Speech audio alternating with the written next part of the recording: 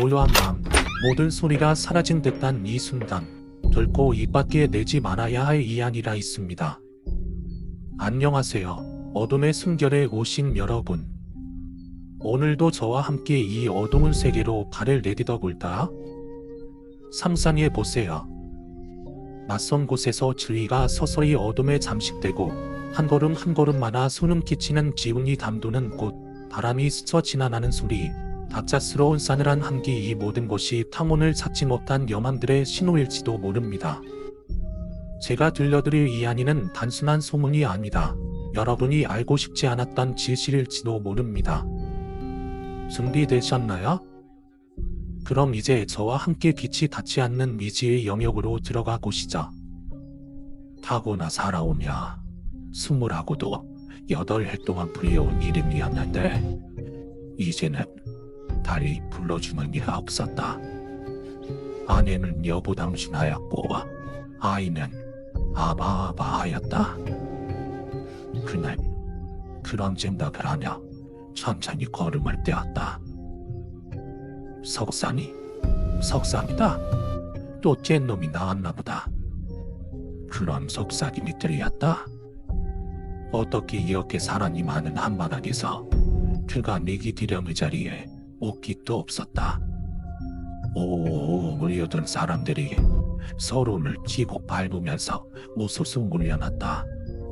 한 손에 쥔 아들의 손이 아니었으면 얼어 죽을 것 같은 날씨였다. 문꽃 둥분이 날리는 가운데 일도 그에게만 고간이 심했다. 이래서 도해지는 느낌을 고개를 꼬아 피하는 안하기 보였다. 제기? 이제는 입김도 막기 싫다는구만.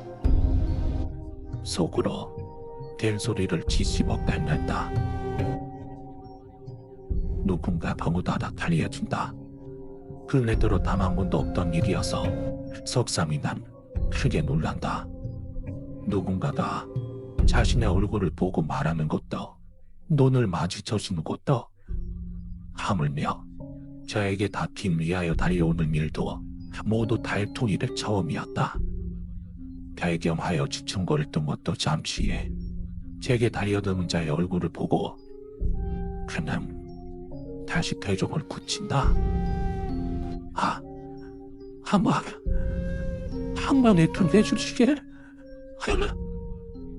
때국물이 질성매 밑에서 도통이 참조각이 나와 그의 품으로 넣어진다.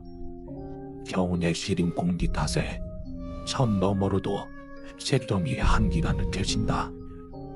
냉기다. 배를 깨우는 것 같다. 대답하지 않고 앞으로 나아간다. 그의 멱을, 그의 어깨를, 그의 소매를 붙들며 해고라도 눕다가 마침내 한일 없이 성을 보았다. 그녀는 이 앞으로 나올 수 없다. 곧 사람들의 무리가 좌우로 갈라지고 만함이 엎드린 자네가 눈에 들어왔다. 대청에 앉아있던 자다. 말없이 손을 휘저는다.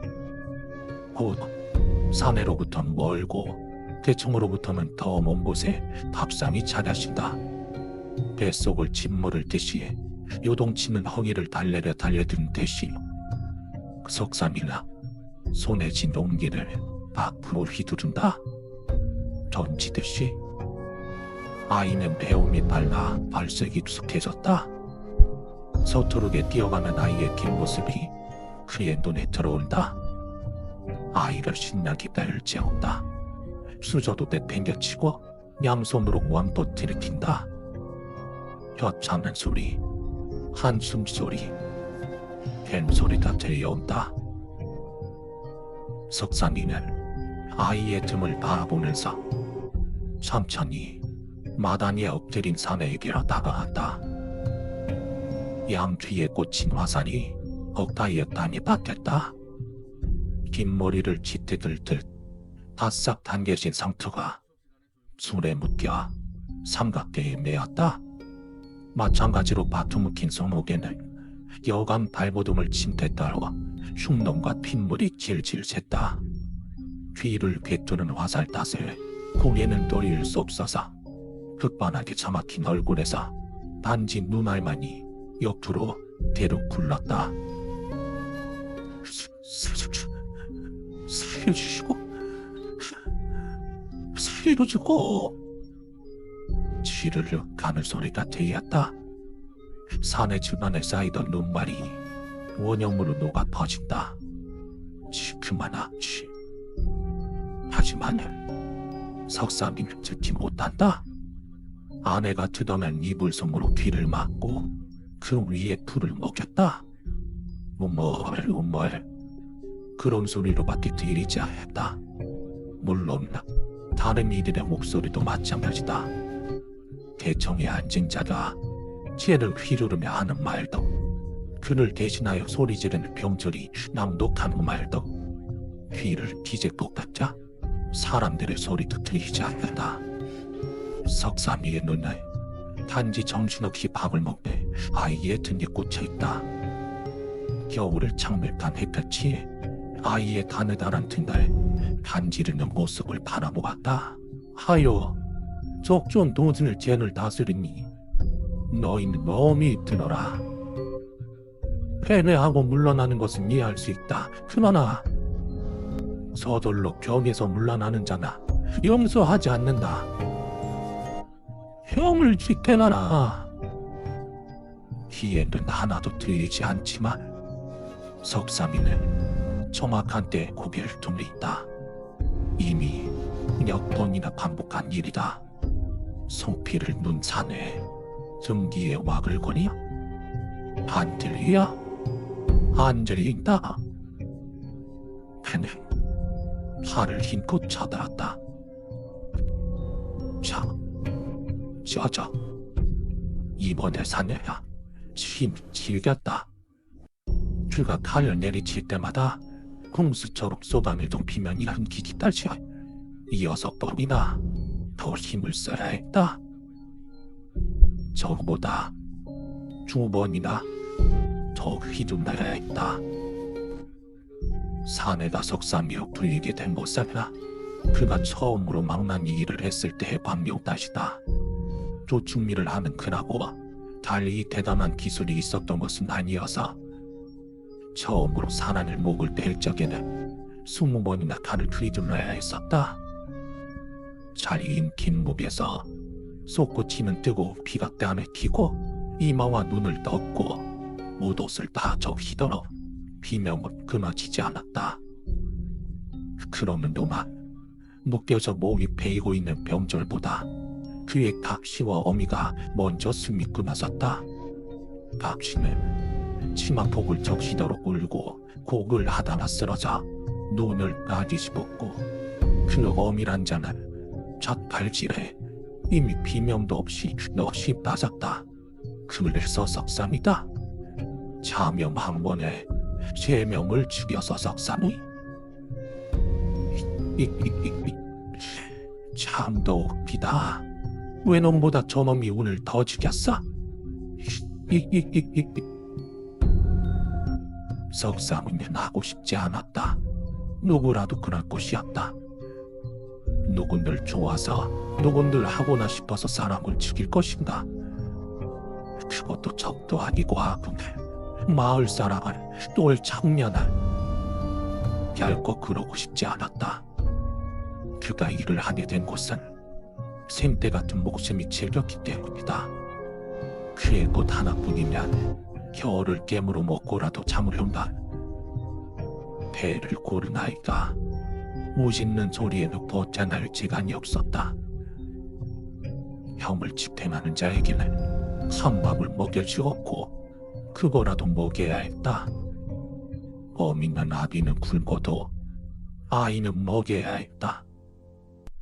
내군이 곧 얘까지 쳐들어올 거라는 말이 나돌고 고작 한 달 만에 병졸 예고비 도망쳤다.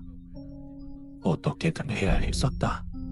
성지기던 장수 한신을 이제부터 도주한 자는 목을 베어 교시하겠다고 공표했다. 그러고도 셋이 더 사라졌다. 마침내 첫 한 놈이 잡혔을 때, 그러니까 숨으면 목부인자가 잣댔을 때 속삼이는 잠시 고개를 흔들었다. 그가 지른 피면이 아직도 귀등에 붙어 담마다 짙었다. 떠나자라. 그래, 떨어져 나와. 밤새 눈 녹은 우물물을 끼얹고 닦았는데 아직도 이렇게 질기게 붙었다. 처음에 손으로 막았다. 야, 똔따닥이다. 단말 말하는 놈을 지행수에 토연한 것을. 그리하여 둘째 놈도 석삼이의 뒷전에 붙었다. 한 놈은 왼편, 한 놈은 오른편에. 사이도 좋지. 양면이 죽어도 모자랄 것 같대. 그러고 나서야 둘까지 발라 길을 막았다. 마침내 귀가 다 씻기고 나서 석삼이는 방으로 들어갔다. 오랜만에 배가 부른 아들은 그새 아랫목에 눕혀 잠을 잤다. 아직 말도 못되고 그런 짓은 잘했다. 둘도 숨이 솟아 치켜들려던 발이 스르르 내려왔다. 발과 함께 치켜 올라갔던 검게 살고 짚인 아내의 눈이 동시에 아래로 내렸다. 사람들은 점차 석삼이를 피했다. 그가 성내의 유일한 망남이어서, 그가 성내의 유일한 살인자여서, 벌써 내 몸이나 목을 댄 백정이라서, 그런 일로 제 자식 배를 두이겠다는 참것이라서, 그래서 피본수를 뒤집어 쓰고 얼굴만 보이면 피명을 지르며 달아났고 그에게서 피냄새가 난다면 면박했다. 밤사이 마담이 다 적도록 입술이 퍼렇게 지이다가 손톱 밑이 깨져도 피 한 방울 안 나오도록 씻어도 그렇다고 했다. 수군벌이 묻는 자태 같아서 수늘수록 커지면 커졌지 작아질 줄은 몰랐다. 저놈이 그놈이야. 섭산이 참 웃기제이. 외놈은 안직 옷이 남없는데 조선놈들끼리 목치고 밥비로 먹는다는 게? 왜군이 온다는 소식에 달아났는데 내가 가라 부추긴 것도 아닌데 목을 메인데서 어느새 국리를 어기고도 죄인이 아니라 지zem자 취급이었다. 속삼이가 저절로 마음이 통하고 즐겁게 한 일이 되었다. 정해진 것처럼 아내는 아들을 품고 등을 돌려누웠다. 깨깨 말라떼어 꼴이 다 드러난 목이 바짝 긴장하여 어깨를 솟았다. 처음엔 아이를 원망하였다. 내가 돈 때문에, 내가 꽃 때문에, 내가 그런 말을 하였다. 용문도 모르게 배가 부른 자식놈이 야임이 꼬품에서 주먹질을 했다. 속삼이와 똑같이 많은 아내가 그를 붙들고 밤새 곡을 질렀다. 아니 아버지요, 이러면 안 됩니다. 아 지보예, 이런 바입시도. 아니 아버지요. 암수 서로 정답게 농밀듯이 아내와 속삼이가 서로 엉겨 붙었다. 바짝 떴고든 등불이 다 꺼지도록 서로 들러붙고 떼지기를 반복하였다. 진땀과 눈물이 앞서풀 다 적시도록 그를 말리던 아내가 마침내 농에 부딪혀 피를 쏟을 때까지 그랬다. 우습고 따뜻하게도 피냄새를 맡자 정신이 돌아왔다. 정장에서 치솟은 핏줄기가 자마 뽑았던 석삼이의 넋이에 스르르 돌아와 제자리에 앉았다. 아내가 깨어난 것은 다음날 오후나 되었어였다. 그 뒤로 둘은 서로 말하지 않았다.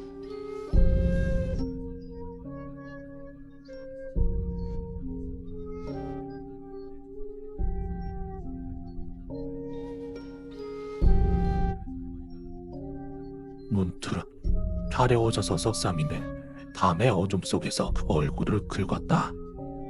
처음 베었던 몸에서 솟은 핏줄기를 마치 독수리처럼 석삼이의 얼굴을 태웠다.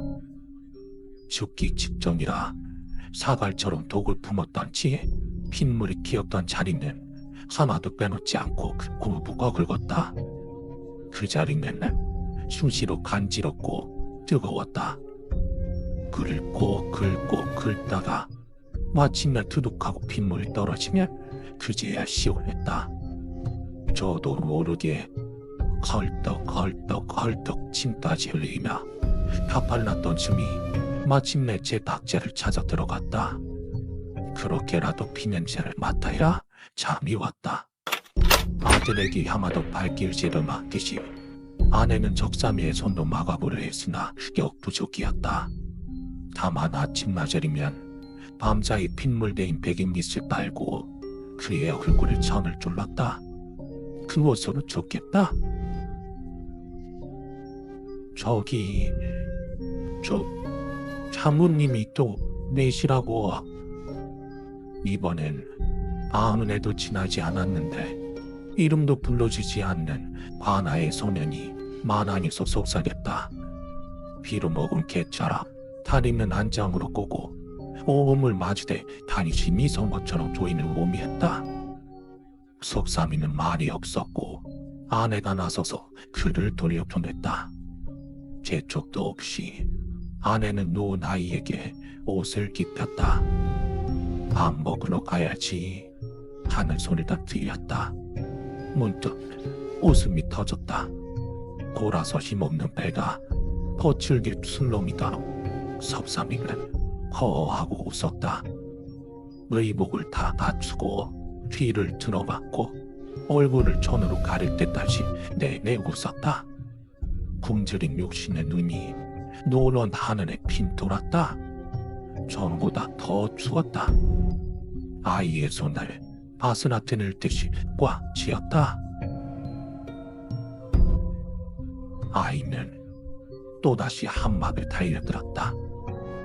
어미와 아비가 한마디도 하지 않으니 말을 배우는 게 더려 진심이나 다름없는 울거리였다. 하긴 몰려든 누구나 그랬다. 왜군이 쳐들어온다는 소식이 들려온 이래 제대로 돌아가는 곳이라고 하나도 없었다. 논밭은 구멍을 뚫고 저마다 싸우기보다 대피할 준비를 먼저 했다. 농장기가 헐값에 팔려 참검으로 둔갑했고 누구도 그 사실을 아쉬워하지 않았다. 굶주린 눈들이 석삼이를 꿰뚫었다. 바닥에 미어 화산의 귀각계의 죄인과 그의 처지가 그리 다를 곳이 없었다. 문득 참을 수 없는 간지러움이 끌어올랐으나 간신히 손을 멈추었다. 또다시 주먼두원 목소리들이 우멀거렸다. 적절 도질체가 어쩌고 염치와 추묘가 어쩌고 이번에 목을 빌 자는 가족이 없는지 상모니 측에 달라 동tun을 찌르는 이도 없었다. 마을집에서 허기를 채우는 아이를 꿰덮느니 땅바닥이 향했다. 어지간히 거칠게 반항했는지 사지 곳곳이 찢기고 멍든 몸이었다. 이미 조리를 돌리며 엿보인 몸뚱이에선 오줌도 새지 않았다. 석삼은 칼을 들어 올렸다.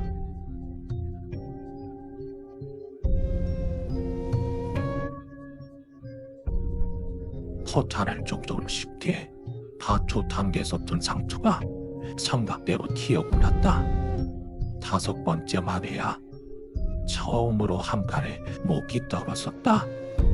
깔끔한 처리에 대해 만족하며 스스로를 석삼은 거칠게 다그쳤다. 사람된 도리로 그러면 안 된다고 생각했다. 저들이 나를 사람으로 대우하지 않는데 그러면 안 될 게 뭐냐고 고개를 쳐드는 내 신발 긴 놀랐다.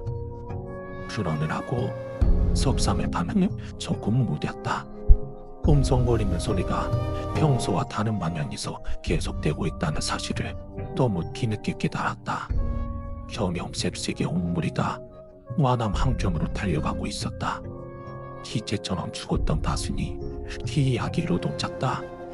그들이 모여들고 있는 곳은 황맘이 차려진 마담의 구석자리였다. 여느 때처럼 속삼이의 앞을 누구도 가로막지 않았다. 오히려 평소보다 더 쉽게 길이 트였다. 그래야만 하는 것자. 군중 사이로 뚫린 대로의 끝에는 화살을 맞은 어린 사슴처럼 뚱틀거리는 곳이 있었다. 아니, 정말로 사슴이다 했다. 팔다리를 비느적거리며 높이 솟는 피가 쇳마루와 디딤돌에 난주없이 적시고 있었다. 걸음은 느리고 더뎠다. 모두가 숨을 죽이는 것 같았다. 마침내 그 길고도 짧은 고로의 끝에서 석삼은 아델이 저를 빼물고 죽어있는 정경을 마주했다. 옆에는 똑같이 저를 물은 노파가 누워있다.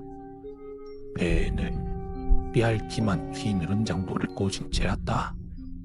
나 죽어서 피거품을 끄륵끄륵 내뿜으면서 노파는 뭐가 그리 좋은지 시뻘건 입꼬리가 귀에 걸렸다.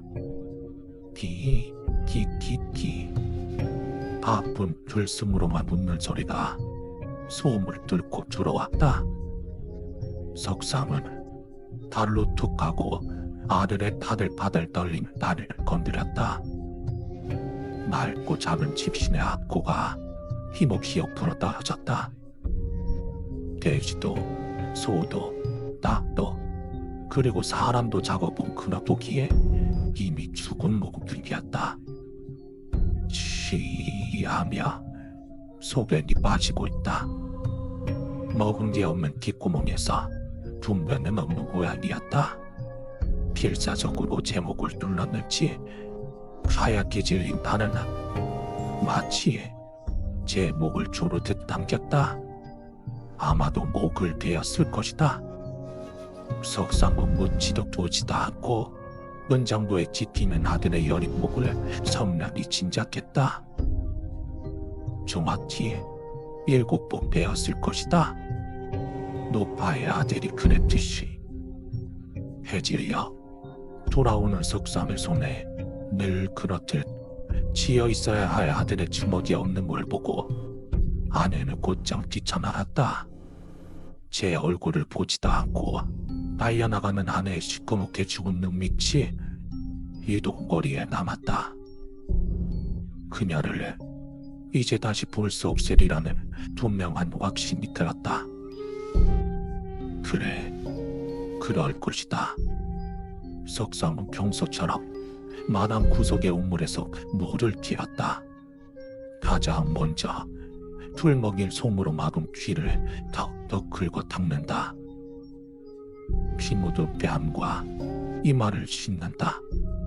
아예 홀렁 벗어던지고 몸을 씻는다. 아직 붉은 햇볕이 서산에 걸렸는데 두꺼운 줄 모르는 나심이 빼빼 말랐다. 두레박으로 얼음을 깨는 감촉이 선명했는데 물이 뜨겁다. 방금 끓여낸 국물에 전신을 두루마는 것 같다. 피부 안에서 따끔따끔한 감각이 올라오며 얼굴이 미친 듯이 가려워진다. 아, 가렵다. 모든 것이 전신에 모두 비틀리어 기는 벌레라도 된데 간지럽다. 모물가에 지저앉은 몸을 석상 퍽퍽 긁는다. 다 툭 세울 손톱으로 긁고 긁는다. 기울을 더 맑아지고 맑은 탄이 뜯어 긁는다. 얼굴을 점을 치워버리고 뒤와 뺨과 눈두덩을 긁는다. 그래도 아직 간지럽다. 여보게 용시 있는가? 문득 석삼을 정신을 차린다. 사방에서 코를 찌를 듯한 샌들가 둥졌다. 그때까지도 참고 있었으니 덜컥 뱉어진다. 핥다. 저가 이상하게 굴곡진 입술 밖으로 벨쭉 내물렸다. 그제야 석삼은 자신이 영씨였다는 사실을 떠올린다. 천천히 헐벗은 석상이 뒤를 돌았다. 한 장군이 군마에 올라탄 채 횃불을 들고 서 있었다. 그는 횃불 아래로 내밀어진 석상의 몰골을 보고 흠칫 놀랐다. 기식이 흐트러지고 편자가 미끌린다. 왜 너도 전봇 몰골에 겁이 나? 변라. 묻고 싶은 말은 천지에 넘치는데 숨이 헐떡이며 말이 나오지 않는다. 한 장군은 더듬더듬 말한다. 아들의 시체는 잘 내자하였고 아내는 성 밖으로 나다 사라지더라고. 그리고 이제는 괴자술 일을 하지 않아도 좋다고. 이미 군멸이 어미 세우셨으니 그러지 않아도 될 것 같다고. 산이람에 던져진 역전 뭉치가 쩔렁 바닥에 떨어지고 석삼이 몰아대다 바디도 전에 그늘 사라진다.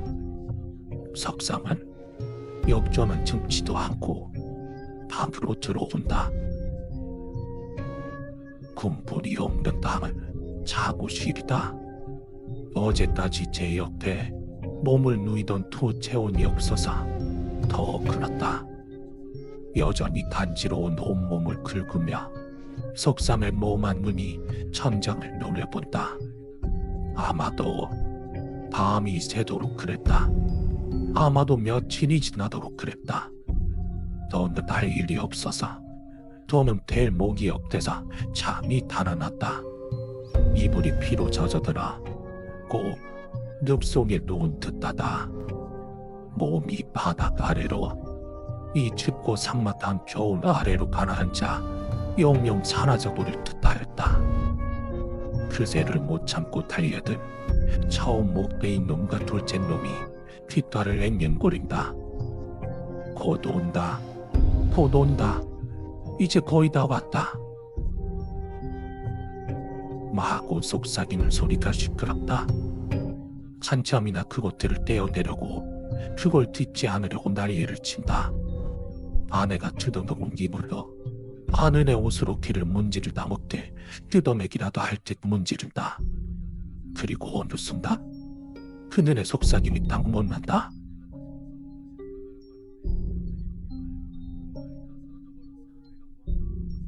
와, 사위를 가린 침묵의 멀리서 함성 소리가 들렸다. 또 경장에 모여든 사람들 자 또였고 뭔 소리였다. 지었고 득대자 석삼의 손에 들려있던 그의 오룽지가 촉바닥에 떨어진다.